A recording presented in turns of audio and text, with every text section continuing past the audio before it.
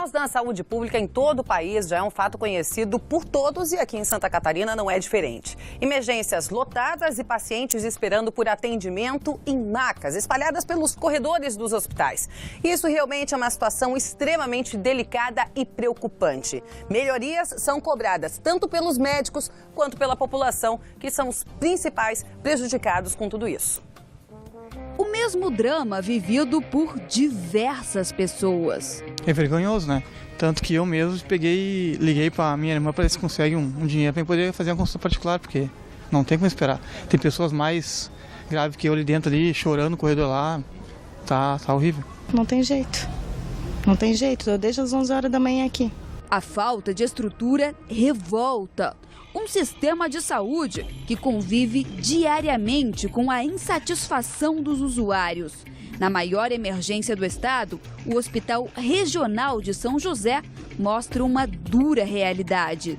Alguns são vencidos pelo cansaço e vão embora. É o caso de Gisele e do esposo. Cansamos de esperar, ele continua com dor. Fomos pegar informação, falaram que a enfermeira está ocupada, passando uma sonda que só quando terminar que vai voltar para começar a triar os pacientes novamente. Em Florianópolis, o Hospital Celso Ramos não é diferente. Corredores lotados, jovens e idosos passando trabalho em meio à dor e aflição. Está horrível, né? Simplesmente está horrível, porque tem gente lá, idosos, pessoas com 77 anos, 80 anos lá dentro e desde as 5 horas da tarde lá para ser atendido e não conseguem nada. O sofrimento causa indignação e revolta. Um sistema de saúde falido diante dos olhos da população. Para mim, então, é uma vergonha. Que não tem...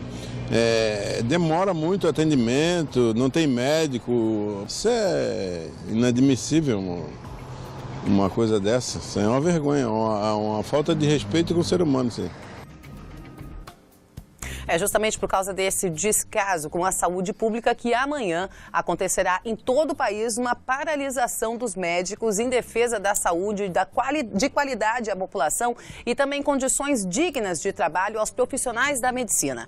Eu estou recebendo aqui no estúdio o Dr. Agnel José Bastian Júnior, que é presidente da Associação Catarinense de Medicina. Boa tarde, doutor, bem-vindo. Boa tarde, Karen. Obrigado pela oportunidade de falar aqui nesse programa, esclarecer algumas coisas a mais para a população, que é muito importante. Tudo isso está sendo feito em prol da população, da saúde das pessoas, da manutenção da dignidade do atendimento, da nossa profissão e da melhora do atendimento, porque o atendimento não tem dignidade hoje.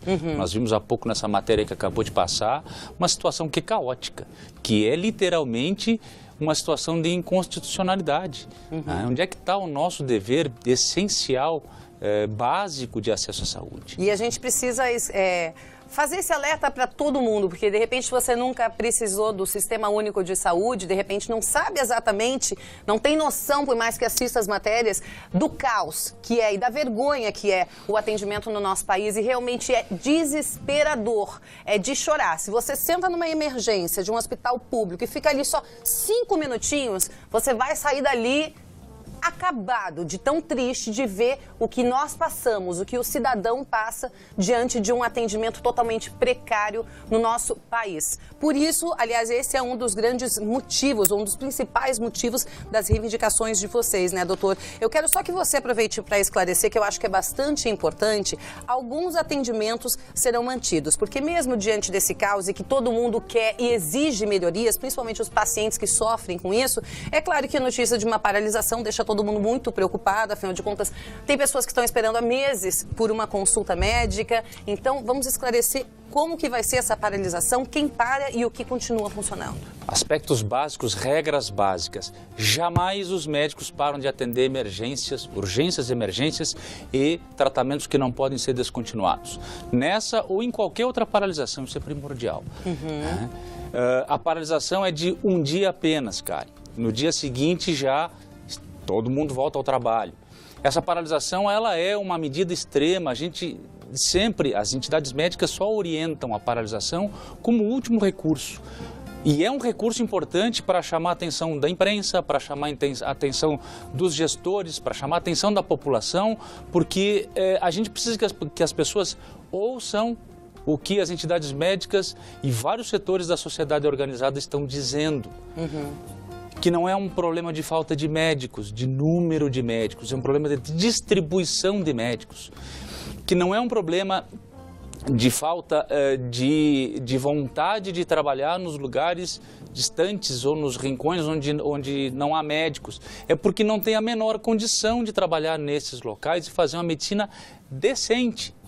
Não é? O que essas medidas do governo tentam passar para a população, na verdade, é uma mensagem enganosa de que um médico, sabe-se lá com que formação, vá trabalhar num lugar distante, só levando sua caneta e seu estetoscópio, ele vai fazer uma medicina do século XIX.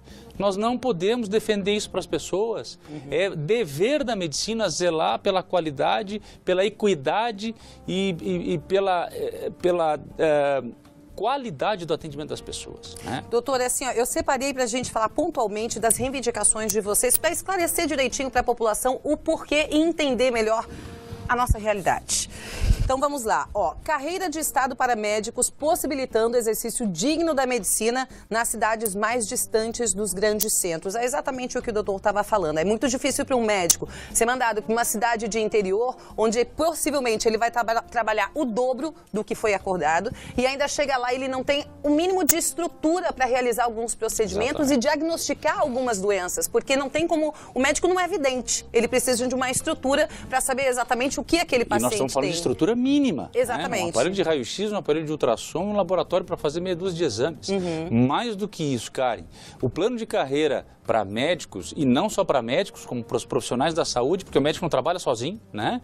Ele é absolutamente essencial. Nós temos mais de 20 carreiras profissionais no Brasil que têm plano de carreira. Como é que se faz, por exemplo, para ter delegado de polícia em todos os locais, em todas as cidades do Brasil? Esses profissionais têm uma carreira onde eles vão passar por esses locais, não é? E assim tantos outros profissionais. Como é que se pode querer fazer um médico trabalhar numa cidade que tem 5 mil habitantes, onde ele não tem nada?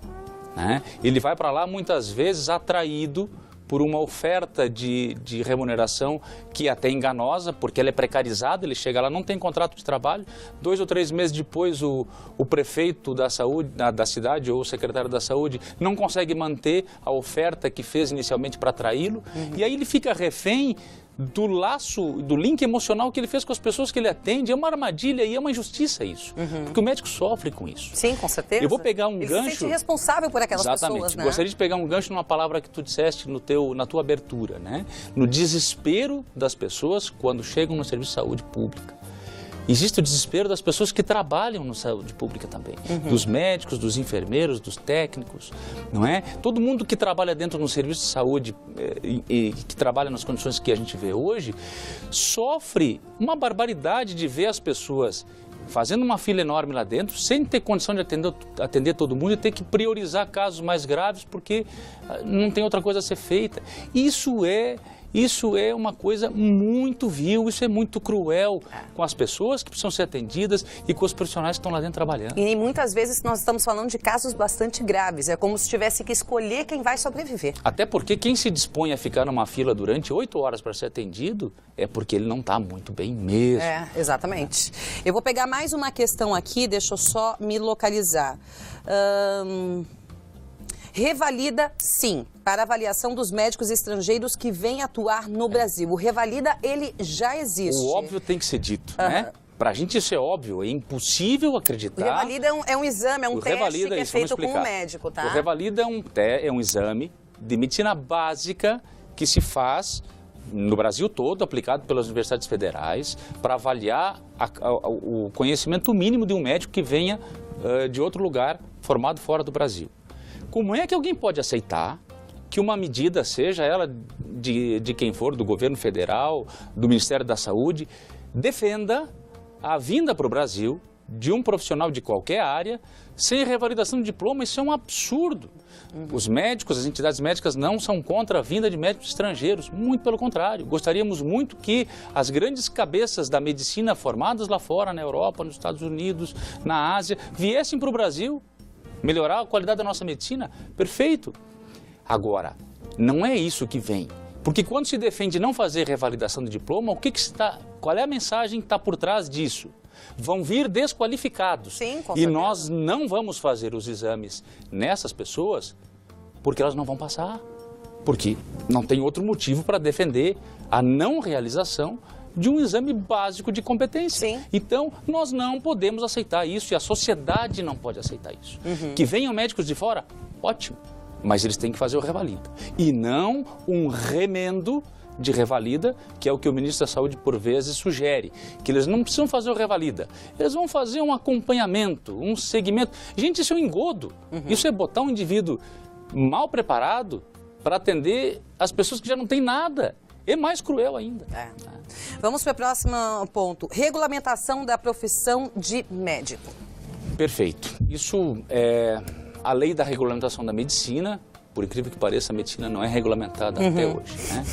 Ela é uma lei que levou 11 anos sendo debatida dentro do Congresso Nacional até ser aprovada pelo Senado e com a participação de todas as profissões da área da saúde plenamente representadas e com direito à expressão e ela foi bastante modificada até chegar no seu aspecto final. Não é perfeita, nenhuma lei é perfeita, né?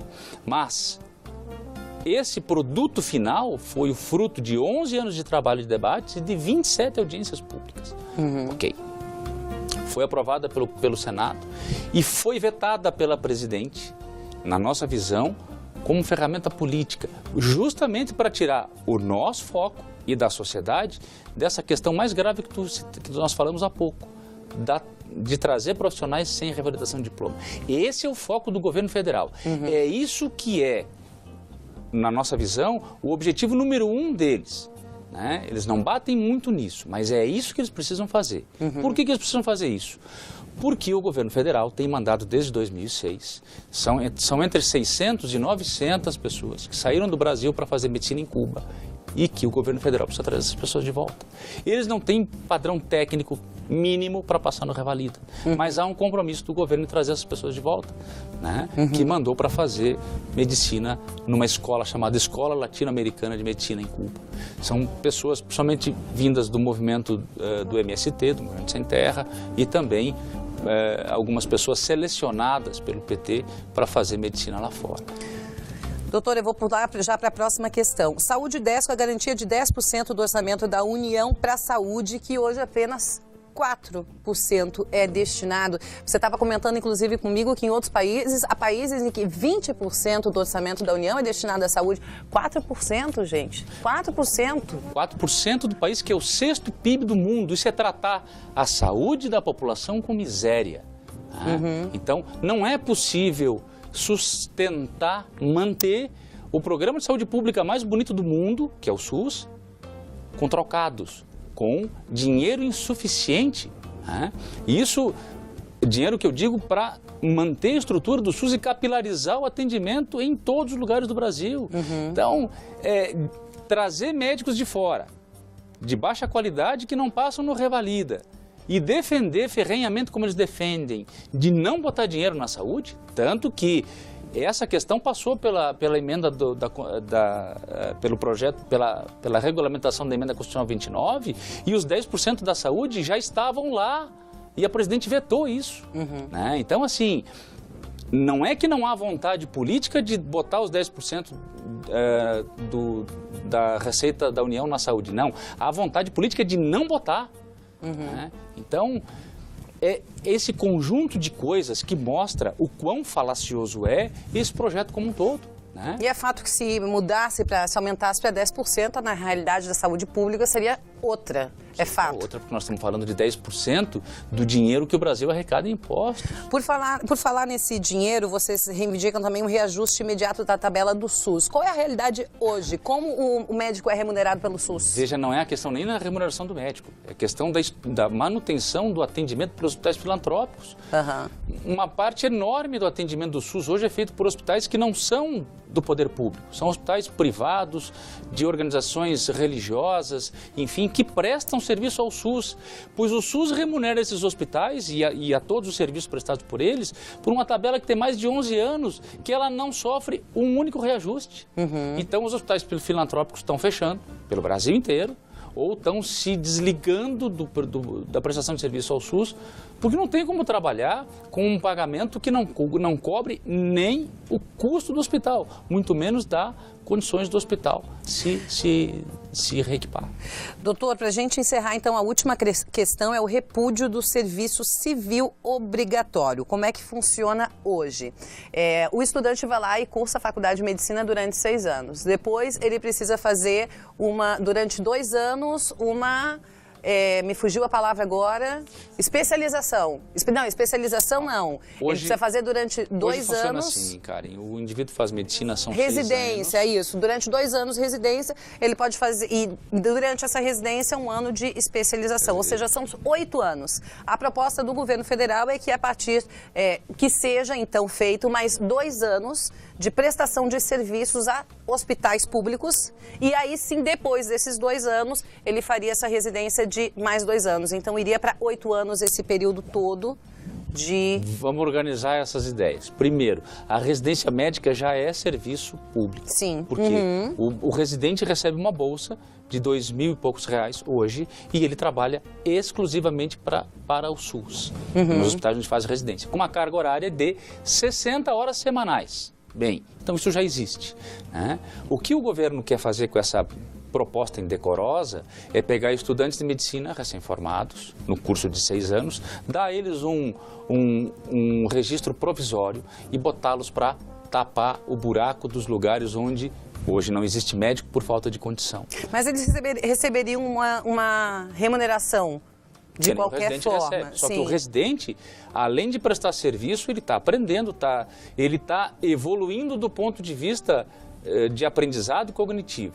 Você pegar um estudante que fez 6 anos de medicina, não tem experiência nenhuma no trabalho ainda, e botar ele numa cidade de 2.000 habitantes, onde ele tem que ir de canoa durante 6 horas e achar que ele vai aprender alguma coisa lá, isso é só para quem não conhece nada de saúde. Por quê?